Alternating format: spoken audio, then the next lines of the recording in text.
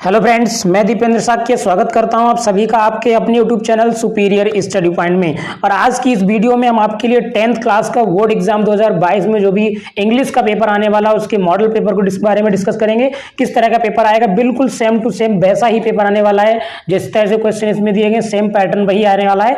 तो वीडियो को स्टार्ट करने से पहले आपको बता दें, अगर आपने चैनल पर नए हैं और अभी तक चैनल को सब्सक्राइब नहीं किया तो चैनल सब्सक्राइब करें, बेल आइकन दबाएं जिससे कि आने वाली वीडियोज की नोटिफिकेशन तुरंत मिलती रहे। और आगे आपको हम बोर्ड एग्जाम से संबंधित जो भी इंपॉर्टेंट क्वेश्चंस हैं जो बोर्ड में आने वाले हैं उनके बारे में वीडियोस में डिस्कस करते रहेंगे।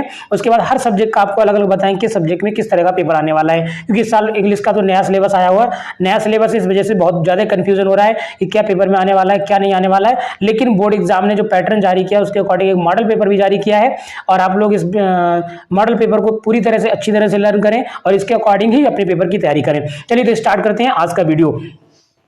देखिए यहाँ पर जो पेपर है आपका मॉडल पेपर लिखा हुआ है आपका, देखिए यहाँ पर model paper model question paper English class 10th और 2021-22 मतलब 2021-22 में जो पेपर आने वाला है उसका मॉडल पेपर यहाँ पर जारी किया है यूपी बोर्ड ने। आप इसे यूपी एमएसपी जो उत्तर प्रदेश माध्यमिक शिक्षा परिषद की जो आपकी वेबसाइट है उस पर जाकर इसे डाउनलोड भी कर सकते हैं। मैंने भी वहीं से डाउनलोड किया है और इसके अकॉर्डिंग आप इसे तैयार कर सकते हैं, ठीक है ना। पीडीएफ इसका आप डाउनलोड कर सकते हैं, मैंने भी उसी वेबसाइट से डाउनलोड किया है। और आप अगर नहीं पता है कि आपको कि कैसे डाउनलोड करना है तो आप हमें कमेंट में जरूर बताएं, हम आपको बताएंगे, किसी वीडियो में बता देंगे कि आप किस तरह से इसको डाउनलोड कर सकते हैं, ठीक है ना।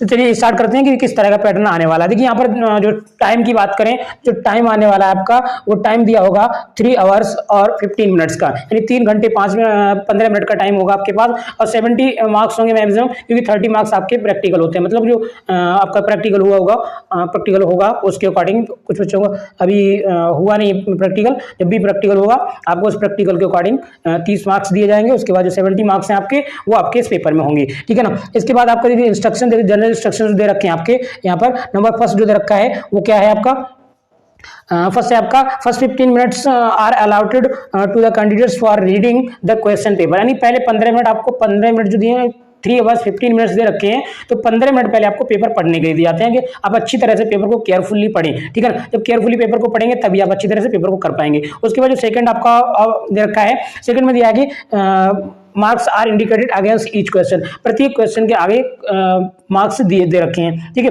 उसके बाद जो थर्ड है आपका, थर्ड में दे रखा है read the questions very carefully before you start answering them. यानी कि क्वेश्चन को स्टार्ट करने से पहले, आंसर देने से पहले क्वेश्चन को अच्छी तरह पढ़ लीजिए, क्वेश्चन में पूछा क्या गया है। क्योंकि यहाँ पर इंग्लिश में अगर आप मीनिंग थोड़ा गलत निकालते हैं तो उसका मीनिंग भी चेंज हो, यानी कि आंसर भी चेंज हो सकता है, ठीक है ना। तो इसके अकॉर्डिंग आपको चलना है, ये आपको इंस्ट्रक्शन थे। इसके बाद जो सेक्शन ए जो स्टार्ट होता है, मतलब यहाँ पर जो सेक्शन दे रखा है आपका सेक्शन ए में दे रखा है यहाँ पर कि रीडिंग सेक्शन है। क्या है? Reading section. अब रीडिंग सेक्शन में क्या आने वाला है, देखिए रीडिंग सेक्शन में read the following passage carefully and answer the questions given below. मतलब कि इस पैसेज को अच्छी तरह से पढ़िएगा। ये आपका देखिए सबसे पहले नंबर पे अनसीन पैसेज दिया गया है। पहले जो पैटर्न था पिछले साल से पहले जो भी पेपर हुए हैं उनमें अनसीन पैसेज लास्ट में आता था, लेकिन आज जो अनसीन पैसेज अब दे रहे हैं अगले पैटर्न में जो आने वाला पेपर है 2022 में, उसमें अनसीन पैसेज को सबसे पहले रखा गया है, ठीक है ना। यानी कि सबसे लास्ट वाली चीज को सबसे पहले रख दिया गया है। यहाँ पर क्या चीज कहां पर आने वाली है आप सारे डिस्कस करेंगे अभी।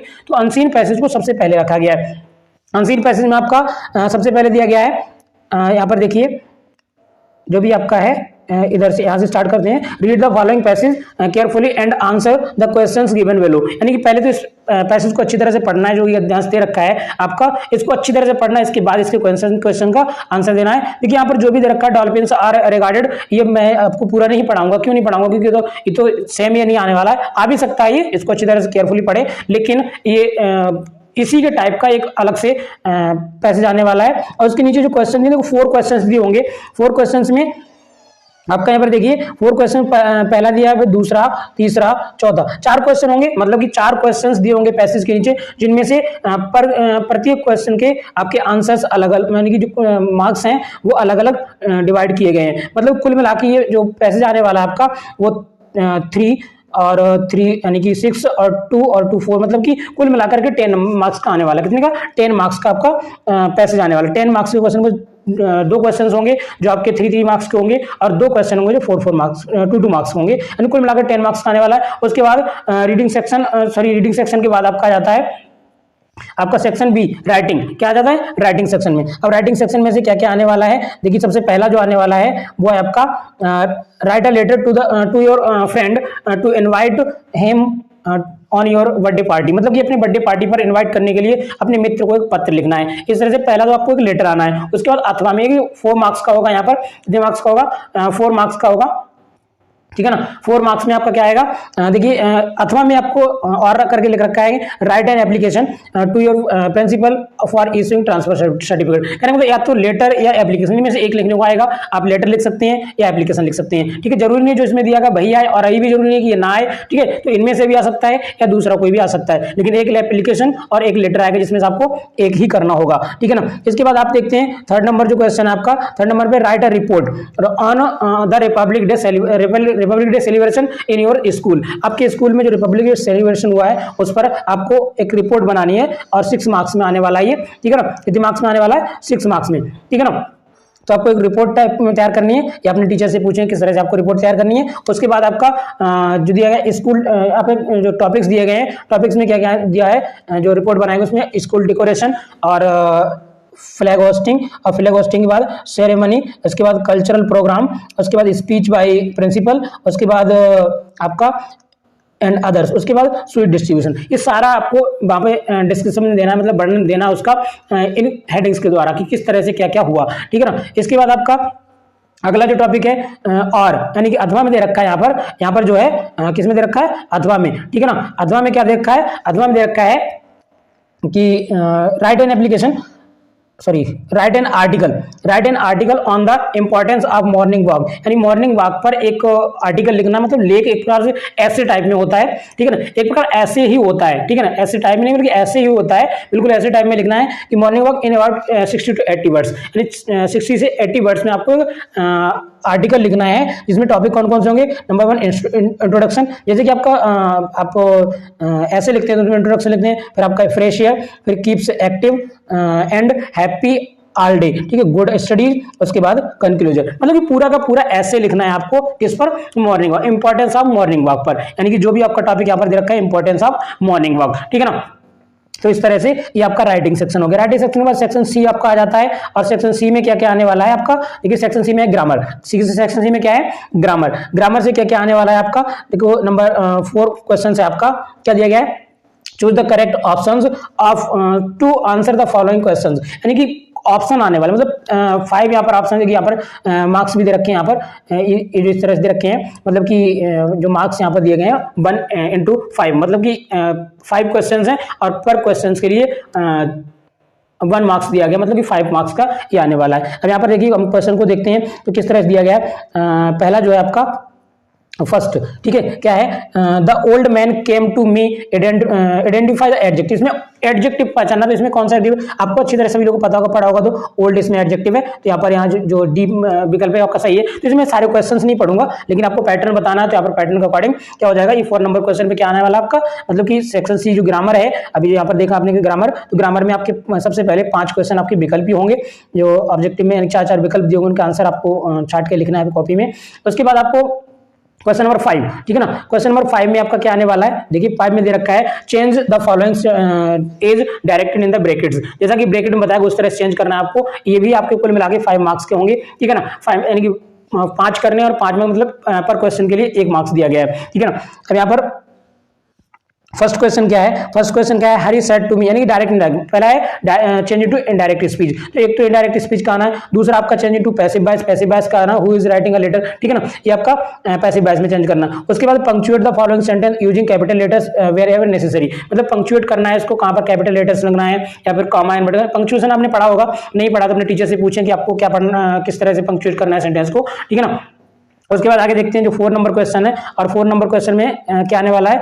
4 नंबर क्वेश्चन है frame a correct sentence by reordering the words, मतलब रीऑर्डरिंग सेंटेंस को जो वर्ड्स दे रखे हैं वो जंबल्ड वर्ड दिए हैं, मतलब उनको रीअरेंज करके लिखना है, रीअरेंज करके, और सेंटेंस का मीनिंग स्पष्ट होना चाहिए, ठीक है ना। क्वेश्चन नंबर 5 है complete the spelling of the following word, यानी कि जो नीचे लिखा वर्ड है उस वर्ड का आपको स्पेलिंग कंप्लीट करनी है। तो जो भी यहाँ पर स्पेलिंग दे रखी हो, ये जरूरी नहीं आपको ओबीडियंस दिया हुआ है, ओबीडियंस ना हो कोई भी आ सकता है, ठीक है ना, तो उसके अकॉर्डिंग आपको लिखना है, ठीक है ना।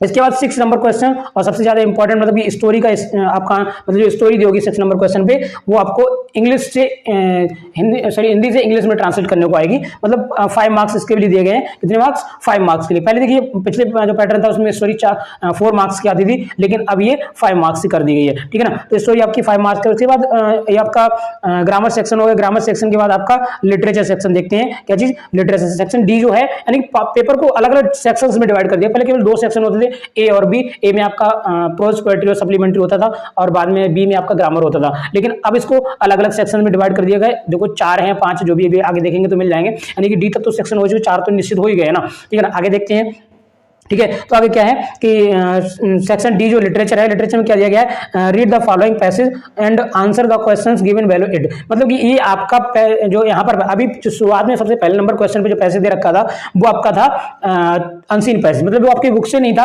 कहीं से भी हो सकता था, उसके आंसर आपको छाट के लिख दिया, अपने माइंड के अकॉर्डिंग आपको बनाने थे उसके आंसर, ठीक है। उसके बाद आपका जो यहाँ पर पैसेज होगा लिटरेचर सेक्शन में 7 नंबर क्वेश्चन पे, वो आपका पैसेज आपकी प्रोज की बुक से होगा। किससे? मतलब जो आपकी पहला प्रोज का सेक्शन है जिसमें आपके चैप्टर्स दे रखे हैं, वो चैप्टर्स में किसी भी चैप्टर से आपका एक सेक्शन, मतलब एक पैसेज आएगा जिसके दिए गए क्वेश्चन, जिसके नीचे दिए गए क्वेश्चन की आपको आंसर लिखना होगा। इसमें with the satisfied expression he regarding, देखिए लेंचो वाले चैप्टर से ले लिया गया आपका, ठीक है। जो भी आपका फर्स्ट चैप्टर है अ लेटर टू गॉड, मतलब a letter to God chapter आपने पढ़ाई होगा, ठीक है ना। With satisfied expression he regarded the field of ripe corn, यानी कि जो पकी हुई उसकी मक्की की फसल थी उसके बारे में आपने पढ़ा होगा, ठीक है ना। तो इसके बाद इसमें जो क्वेश्चंस दे रखे हैं सिल्वर कॉइन, मतलब प्रोजन पास के बाद 2 क्वेश्चन दिए गए हैं, ज्यादा क्वेश्चन इसमें नहीं आने, 2 क्वेश्चन आज 2-2 नंबर के हैं। मतलब यहाँ पर जैसे देख सकते हैं आप लोग, जो पहला क्वेश्चन है what did began to fall along with the rain, यानी बारिश के साथ में क्या गिरने लगा, ठीक है ना। इसके बाद व्हाई डिड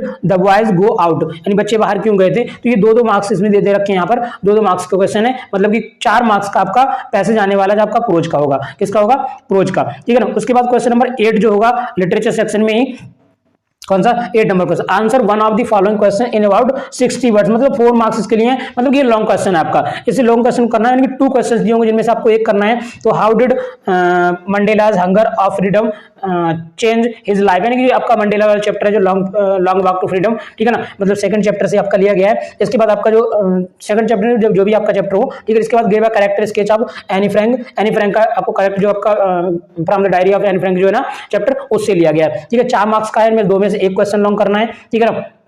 इसके बाद क्वेश्चन नंबर 9, ठीक है ना। क्वेश्चन नंबर 9 को देखते हैं। 9 में क्या कहा गया है? Answer 2 of the following questions in about 25 words each, मतलब प्रत्येक क्वेश्चन के जो आंसर देना है वो 25, मतलब शॉर्ट क्वेश्चन है। 3 क्वेश्चन है यहाँ पर, 3 क्वेश्चन में आपको 1, 2, 3 यानी 3 क्वेश्चन है, और 3 में से आपको 2 का आंसर करना है, मतलब दोनों के आंसर के लिए आपको 2-2 मार्क्स दिए गए, मतलब कि कुल मिला के 4 मार्क्स के आपके शॉर्ट आंसर आने वाले हैं, ठीक है। इसके बाद आपका क्वेश्चन नंबर 10, क्वेश्चन नंबर 10 में क्या है? Match the following words of list A with their meaning in list B, यानी कि जो वर्ड दे रखे हैं आपके 3 वर्ड्स दिए होंगे आपके 3 मार्क्स के हैं, मतलब उनको ए वर्ड से यानी कि ए लिस्ट को बी लिस्ट से मिलाना है। देखिए यहाँ पर मैं आपको मिला के बता देता हूँ, जैसे क्या करना है आपको पेपर में बहुत से बच्चे गलती करते हैं, क्या करते हैं? मैचिंग करके चलाते हैं, इस तरह से तीर खींच के चलाते हैं। जैसे बेंडर क्या हो गया, हॉकर हो गया, तो इस तरह से मिला देते हैं। प्रिजर्व का केप सेफ्ट हो गया, केप्ट सेफ हो गया। उसके बाद मॉन्को का यानी कि यहाँ पर जैसे क्या करते हैं बच्चे, इस तरह से बेंडर का ले लिया और बेंडर का क्या करके उनको हॉकर कर दिया, इस तरह से लगा दिया। उसके बाद प्रिजर्व का केप्ट सेफ, ठीक है, ये लगा दिया। उसके बाद मॉन्क का सेज, मतलब साधु हो गया, इस तरह मैच करा दें। ये तरीका गलत है। आप लोगों को क्या करना है? आप लोगों को क्या करना है? जो इधर वाले हैं सेक्शन ए वाले, ठीक है ना, जो सेक्शन ए वाले हैं उनको आप वैसे का वैसे उतार लेंगे पेपर में। उतारने के बाद जो उनका सही यानी मैचिंग जो सही हो रहा है उसको आप एरो लगा करके बिल्कुल सामने सामने लिखेंगे, ठीक है। क्या करेंगे? सामने सामने लिखेंगे, मतलब जैसे बेंडर है तो बेंडर का जो हॉकर है, ठीक है ना, बेंडर का जो भी आपका वो बनता है हॉकर, मतलब कि उसका जो मीनिंग सिमिलर मीनिंग है हॉकर, क्या है? हॉकर, तो उस हॉकर को क्या करेंगे आप, हॉकर को अब उठा करके बेंडर के जस्ट सामने एरो लगा करके लिख लेंगे, ठीक है ना। इस तरह से करने से ज्यादा बेटर रहेगा, ठीक है ना। यानी कि आप आंसर नंबर डालेंगे, आंसर नंबर 10 डाल के लिस्ट ए और लिस्ट बी उसको एरो लगा के लिख देंगे तो ज्यादा बेटर रहेगा, ठीक है ना। इसके बाद क्वेश्चन नंबर 11 को देखते हैं हम लोग। 11 में क्या कहा गया, 11 नंबर क्वेश्चन का read the following extract and answer the questions given below it. मतलब इस जो स्टेंजा दे रखा है पोएट्री का, इन्हीं पोएट्री से स्टेंजा आने वाला है। इस स्टेंजा को आप देखेंगे और इसको पढ़ेंगे अच्छी तरह से, जिस भी चैप्टर से आया हुआ है उसके नीचे आपके दिए हुए क्वेश्चंस होंगे 2 जिसके आपको आंसर लिखना होगा। देखो इसमें स्टेंजा क्या था, बे स्टेंजा आपका the way a crow shook down on me the dust of snow from the hemlock tree. मतलब ये जो डस्ट ऑफ स्नो नाम का जो चैप्टर है आपका, उस चैप्टर से ये पोएम से लिया गया है। और इसमें भी 2 क्वेश्चन है, where was the poet standing और point out the rhyming words in the stanza, ठीक है। तो ये वर्ड आपको जो भी 2 क्वेश्चन है उनके आंसर लिखने, ये भी आपको कुल मिला के 2 और 2 4 मार्क्स के हैं, ठीक है ना। 4 मार्क्स के क्वेश्चन है, इनको भी आप अच्छी तरह से तैयार करें। इसके बाद क्वेश्चन नंबर 12 जो आने वाला है, 12 नंबर क्वेश्चन में क्या होगा, right the central idea of one of the following poem. यानी कि जो पोएम नीचे 2 दे रखी है उनमें से किसी एक का सेंट्रल आइडिया, 4 मार्क्स का ये भी है, ठीक है ना। और पोएम कौन कौन सी है आपकी, इसमें देखें a tiger in the zoo और सेकंड आपका द ट्रीज। इसके बाद एक बहुत महत्वपूर्ण चीज आपके लिए कि यहाँ पर आपको सेंटर आइडिया और पोएम में चॉइस दे रखी है, क्योंकि यहाँ पर देखिए आप लिखा हुआ है कि और क्या लिखा हुआ है, और में दे रखा है right 4 lines from one of the poems given in your text book, do not copy out the lines given in the question paper. मतलब कि आपको जो सेंट्रल आइडिया लिखना है उसको अगर नहीं आता है सेंट्रल आइडिया, आप किसी भी पोएम की 4 लाइंस लिख सकते हैं, लेकिन आपको ध्यान रहे इसमें साफ साफ लिखा है डू नॉट कॉपी आउट, ठीक है ना, the lines given in your question paper. आपके क्वेश्चन पेपर में जो लाइंस दी रखी, मतलब जो स्टेंजा दे रखा है वो आपको नोट नहीं करना है, मतलब उसका ये नहीं कि आपको 4 लाइन उसी में से लिखाओ तो वो नहीं लिखनी है, ठीक है। इसके अलावा किसी भी पोएम की लिख सकते हैं, ठीक है ना। इसके बाद क्वेश्चन नंबर 13 जो दिया गया, 13 में क्या है आपका answer 2 of the following questions in about 25 words each. मतलब 2 क्वेश्चंस छाड़ने, ये आपके सप्लीमेंट्री से हैं, मतलब जो आपका सप्लीमेंट्री का पार्ट है उस पार्ट से आपको ये क्वेश्चन दिए गए हैं। 3 क्वेश्चन जिसमें आपको 2 करने हैं। फर्स्ट क्वेश्चन देखा है why is Mrs Pumphrey worried about Tricki, ठीक है ना। सेकंड क्वेश्चन आपका है what were the reasons of क्या लिखा है मेटिडाज अनहैप्पीनेस। इसके बाद थर्ड जो क्वेश्चन है what was the strange about the furniture of Mrs hall, ठीक है। ये 3 क्वेश्चन दे रखे हैं, इनमें से आपको 2 क्वेश्चन करने हैं, 2-2 मार्क्स के हैं, 4 मार्क्स के भी है।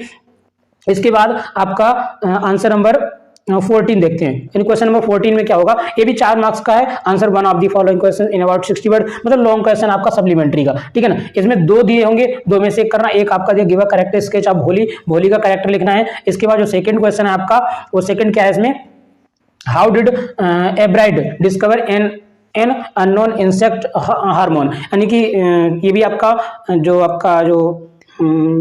मेकिंग टू द सेंटेंस जो चैप्टर है द मेकिंग ऑफ सेंटेंस, उस चैप्टर से लिया गया है। मतलब इस क्वेश्चन को लॉन्ग क्वेश्चन का एक का आंसर लिखना है, ठीक है ना, एक क्वेश्चन का आंसर लिखना है, ठीक है ना। उसके बाद आपको क्या करना है, उसके बाद आपका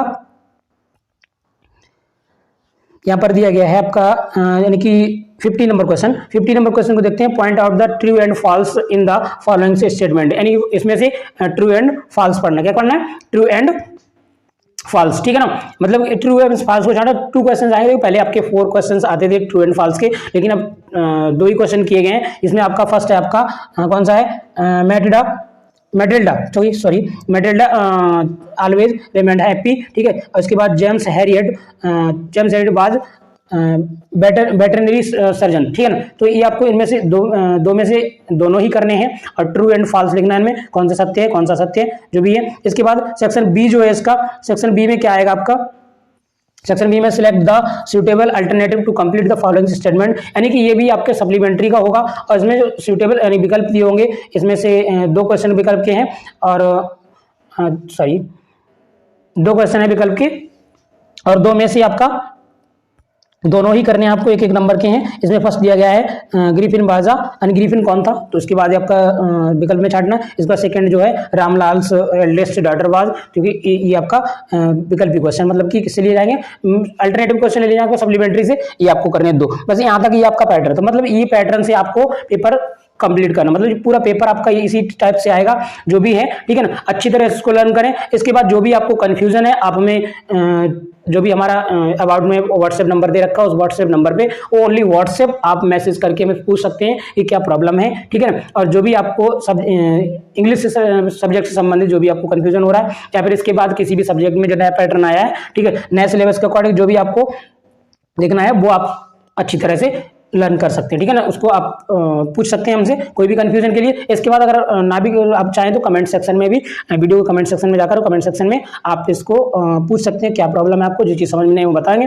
ठीक है। तो आज के लिए इतना ही, और वीडियो अच्छी लगी तो लाइक करें और फ्रेंड्स को शेयर करें जिससे उनको भी इसका लाभ हो सके। Thank you very much.